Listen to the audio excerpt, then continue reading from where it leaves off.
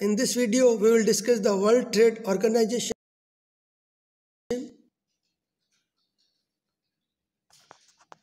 It is founded in 1st Jan 1995 and it's also promote international trade. It's also settle trade disputes and it's also form rules and regulation. It's provide suitable platform for trade. It's also provide technical assistance to developing country. It's also form trade policies and trade agreement, and it's also promote economic liberalization. So now we will discuss in detail. So World Trade Organization founded in 1st Jan 1995. It promote international trade. It settle trade dispute. It's also form rules and regulation regarding international trade. It's also provide suitable platform for international trade. It's also provide technical assistance to developing country. जैसे भारत जैसे देशों को ये technical assistance भी provide करता है. It's also form trade policies and trade agreement between the countries of world. और it's also promote economic liberalism, आर्थिक उदारीकरण को भी ये क्या कर रहा है, प्रमोट कर रहा है. ये WTO के मेन फंक्शन थे. अब बेटा हमारा नेक्स्ट टॉपिक है ग्लोबलाइजेशन. ग्लोबलाइजेशन का मतलब होता है कंट्री की इकोनॉमी को हम वर्ल्ड की इकोनॉमी के साथ इंटीग्रेट कर रहे हैं.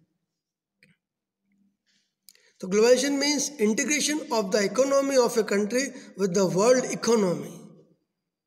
Indian government started the process of globalization in July 1991 under the new economic policies. The major dimension of globalization की कुछ शर्तें हैं. फर्स्ट, ग्लोबलाइजेशन के अंदर कैपिटल या पूंजी का फ्री फ्लो होगा. ग्लोबलाइजेशन के अंदर प्रोडक्ट और सर्विसेज का फ्री फ्लो होगा. ग्लोबलाइजेशन में फ्री फ्लो ऑफ लेबर, मतलब उसमें किसी प्रकार का रेस्ट्रिक्शन नहीं रखा जाएगा. ग्लोबलाइजेशन में फ्री फ्लो होगा नॉलेज का, technology, increase economic openness and freedom. Globalisation economic openness और फ्रीडम को भी इंक्रीज करता है. It's also increase economic dependence between countries. Next है मेरा topic main advantage of globalisation. Firstly ये हमारी इंडियन इंडस्ट्री की वर्किंग एबिलिटी को इंक्रीज कर रहा है, क्वालिटी ऑफ गुड्स को इम्प्रूव कर रहा है, फॉरेन इन्वेस्टमेंट को इम्प्रूव कर रहा है, प्राइसेस को रिड्यूस कर रहा है, कंपटीशन को डेवलप कर रहा है इंडियन कंपनी में, हमारे सामने बेटर चॉइस क्रिएट कर रहा है, टेक्नोलॉजी को इम्प्रूव कर रहा है, लिविंग स्टैंडर्ड को इम्प्रूव कर रहा है और एम्प्लॉयमेंट अपॉर्चुनिटी को इंक्रीज कर रहा है. अब हम इसमें डिटेल में इसके एडवांटेज बढ़ेंगे. तो globalisation increase the working ability of Indian industry. It's also improve the quality of goods. It's also increase the foreign investment. Globalization also develop the competition among the Indian industries. It's also improve the living standard of the people. It's also create better choice among the consumer. Globalization also reduce the prices of several goods. It's also increase the employment opportunity. It's also improve the production technique. And it's also improve the allocation of resources. तो ये globalisation के main advantage है. इसके advantage के साथ साथ इसके कुछ डिसएडवांटेजेस भी हैं.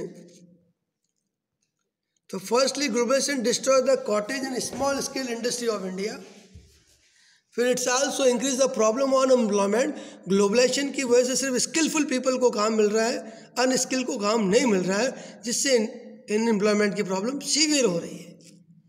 It's also increase the difference between rich and poor.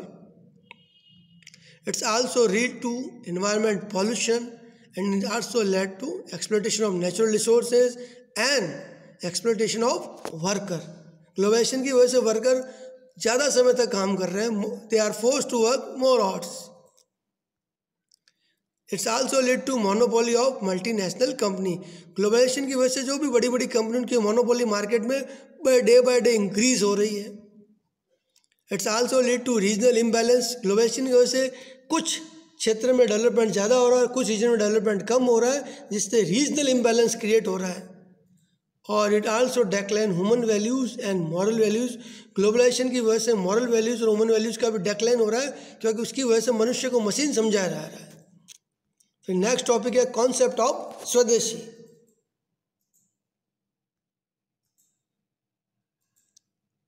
तो द टर्म स्वदेशी means of own country, or in the viewpoint of economy, the term Swadeshi means use of those goods and services which are produced by Indian companies. तो हमें उन कंपनियों का products का use करना जो इंडियन कंपनी के द्वारा प्रोड्यूस की जा रही है। The concept of Swadeshi emphasizes to the use of those goods and services which are produced by Indian companies and avoid and boycott those goods and services which are produced by foreign companies. Some example of Swadeshi companies: Tata, Amul, Godrej, Hero, Bajaj and Patanjali. These are the example of some Swadeshi companies. अब क्या इसके advantage है? Advantage of स्वदेशी concept.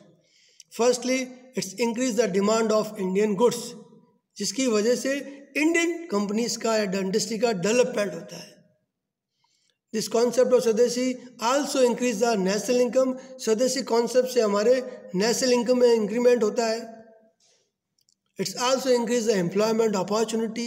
It's also increase the government revenue. इससे सरकार की जो आई है उसमें भी बेटा इंक्रीमेंट होता है। It's also led to sensible use of resources. It's also develop the feeling of nationalism या devotion toward the nation. Globalization की वजह से हम लोगों में फीलिंग ऑफ नेशनलिज्म डेवलप्ड होती है। It also reduce the exploitation of natural resources. It's also reduce the difference between rich and poor. The concept Swadeshi also decline the outflow of capital.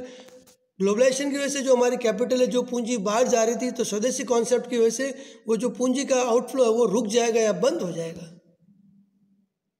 It also give the birth of socio-economic revolution. It's also improve the cottage and small scale industries. Due to this concept, India became self-reliant and self-dependent. It's also save the valuable foreign currency. जो हमारी valuable foreign currency है उसका भी जो outflow हो रहा है उसको भी ये क्या कर रही है, सेव कर रही है।